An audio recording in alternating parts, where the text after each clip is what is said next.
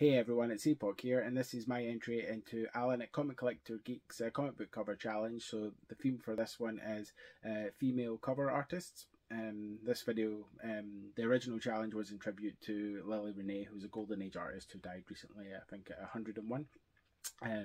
So Alan had showed some of her covers, and then covers from other kind of female artists who are up and coming or influential already or well established. So I don't actually have any Lily Renee covers myself because my Golden Age collection is quite limited, but I do have 10 covers here from female artists that I really enjoy. I'm a couple of weeks late with filming this video. The challenge went out 2 weeks ago, and there was 2 weeks to kind of respond, but I've been super busy with just work and life stuff, so I'm finally filming it today, and once I finish filming this video I will be filming the video for this week's comic book cover challenge, which is foreign covers. So right now let's take a look at 10 covers by female artists in my personal collection. Now these aren't in any particular order, any kind of order of like favoritism or anything like that.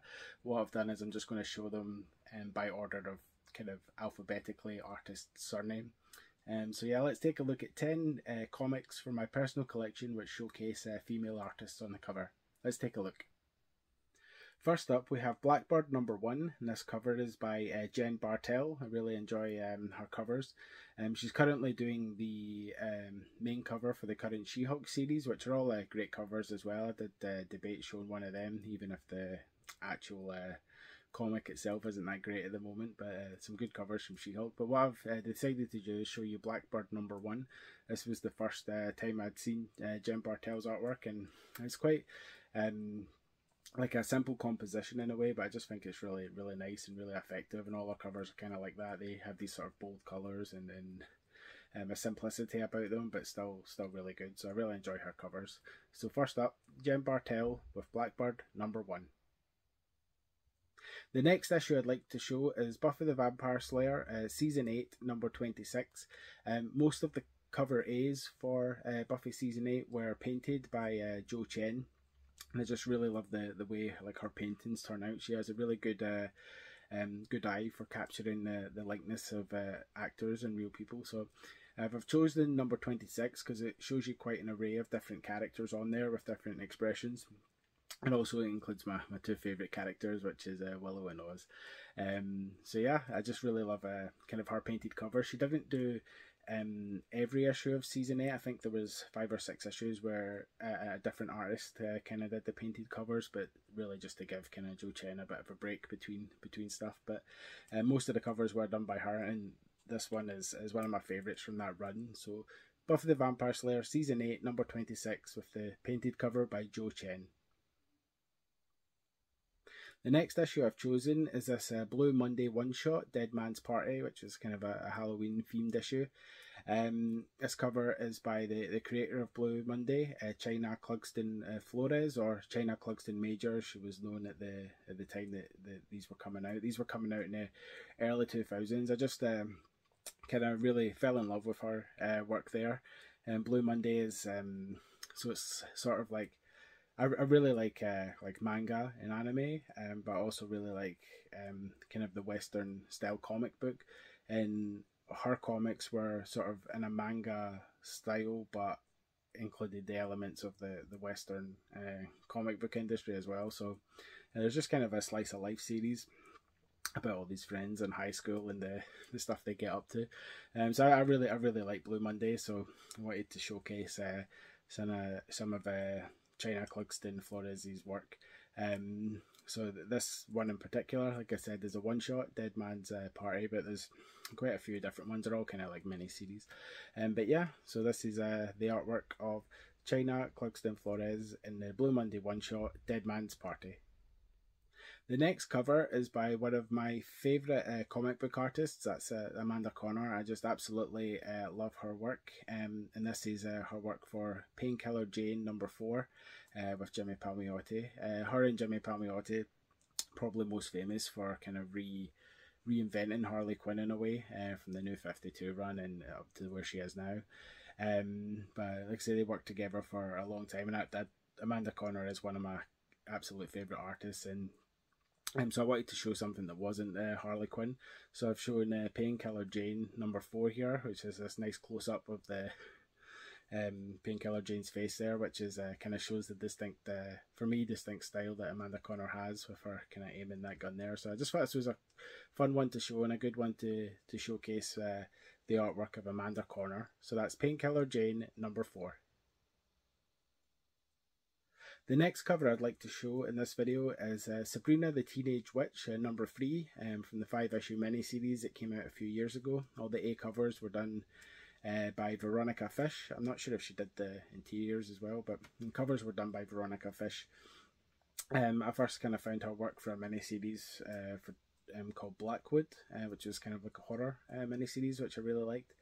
But I really enjoy our covers here on the 5 issues of Sabrina, and especially like this one, #3, where I have this kind of cool profile shot. I just really like the composition of it and the way it's coloured and stuff. So I thought it was a good one to show off Veronica Fish's work, who I'm not sure gets as much recognition as some of the other female artists that are kind of in the mainstream just now. But yeah, I really like Veronica Fish, and I really like this cover, and that's Sabrina the Teenage Witch #3. The next issue I'd like to show is Angel Illyria Haunted #4. This is the last issue in the kind of 4-issue Illyria miniseries. All the main covers for this were done by Jenny Frieson, who I know is a fan favourite artist for a lot of people. I first kind of came across her work when she was doing a lot of the covers for the IDW Angel series, and kind of a lot of the miniseries that were associated with that.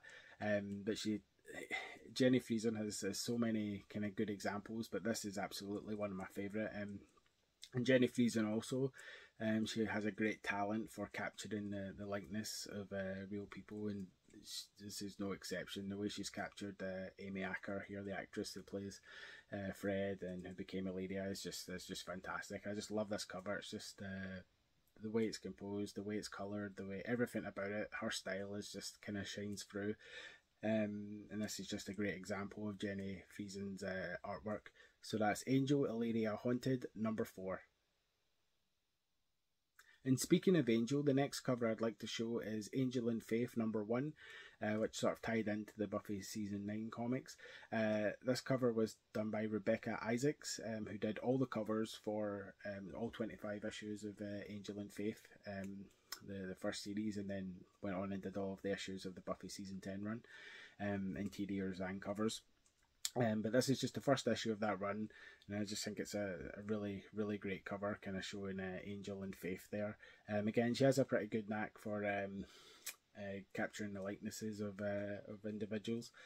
I just think this is a great one. It kind of sets the tone for the covers of the whole series. You can see one of our covers. I'd shown one of the covers from this run in my entry to the Punching Comics Challenge, and so you can check that out there. But I recommend checking out all of our covers, because a lot of them are really well composed and really well kind of drawn and painted, I guess, in a way as well. So yeah, I just wanted to show off Rebecca Isaacs' work in Angel in Faith #1.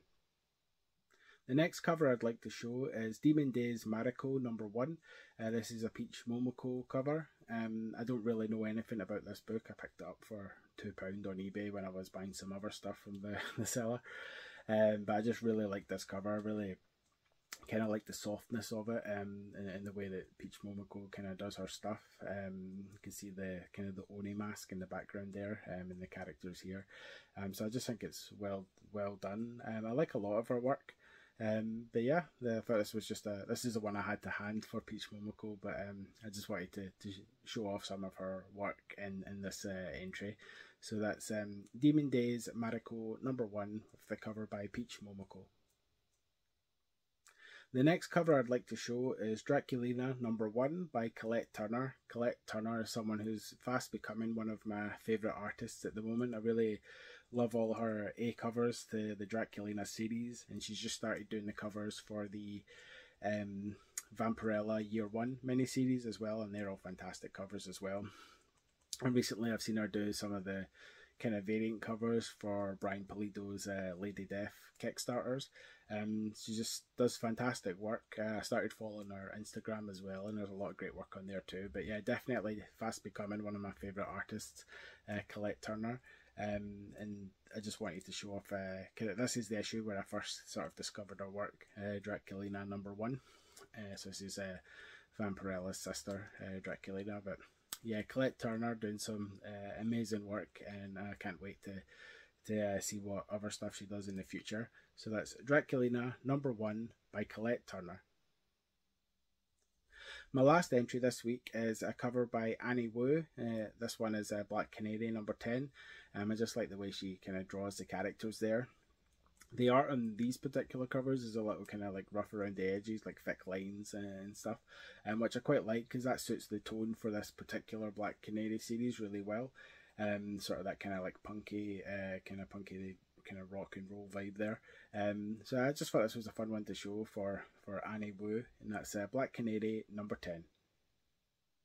So that was my entry into the female comic cover artist challenge set by Alan at Comic Collector Geek.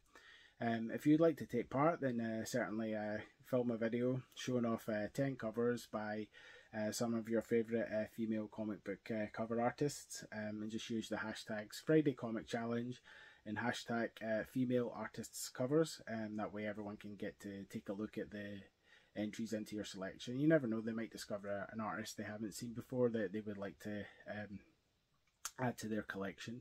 As I mentioned before, once I've finished filming this video, I'll film my entry into this week's comic book cover challenge, which is foreign covers, so be sure to check out that whenever it gets uploaded. And if you'd like to check out some of my previous entries into the comic book cover challenges, then check out this playlist that's linked here at the side. And otherwise, I'll see you in the next video. Thanks for watching.